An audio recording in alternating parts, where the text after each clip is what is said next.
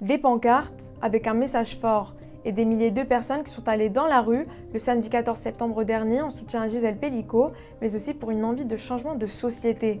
Et si ce procédé viol de Mazan devenait un tournant dans l'histoire? Décryptage avec l'historienne Christelle Tarot.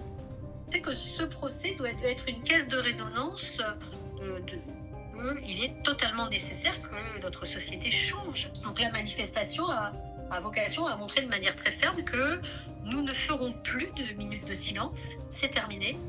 Maintenant, nous allons hurler. Et peut-être qu'en hurlant, ça finira par rentrer. Parmi les caractéristiques, il y a le fait qu'il s'agisse d'une affaire pas comme les autres. Pour rappel, Gisèle Pelicot a vécu 200 viols organisés par son mari qui a créé une dynamique de recrutement en ligne impliquant au moins 51 hommes sur une durée de 10 ans. Ensuite, nous avons la position de Gisèle Pelicot qui refuse le huis clos, un choix nécessaire pour briser le silence. La honte doit changer de camp, ce n'est pas aux victimes de la porter, pensait-elle. L'absence de huis clos, c'est l'idée en fait de publiciser, mais presque moins pour elle que pour les autres. Et puis évidemment on la voit, parce que le problème aussi c'est que dans la grande majorité des procès qui vont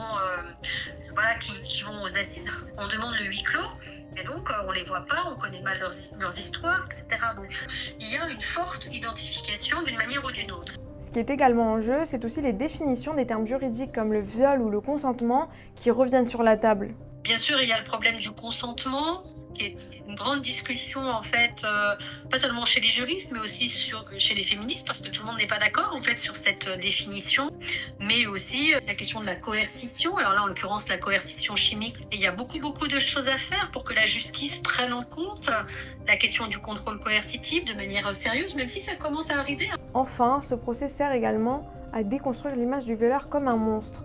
Ces hommes sont normaux, ils n'ont aucune pathologie et viennent de différents milieux socio-économiques. Le monstre, le pervers, le fou sont des catégories qui sont souvent mobilisées en fait pour dire « Ah oui, non mais c'est pas tous les hommes, c'est pas all men, you know ?» On a un panel extrêmement diversifié, n'est-ce pas? Ce qui d'ailleurs montre que les violeurs de Gisèle Pelicot, c'est Monsieur Tout-le-Monde.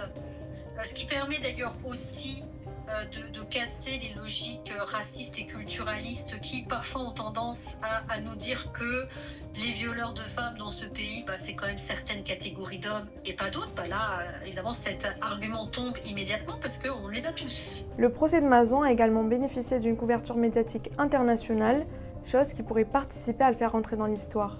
Oui, je pense que le procès est un électrochoc et que sans doute, il va produire des effets bénéfiques.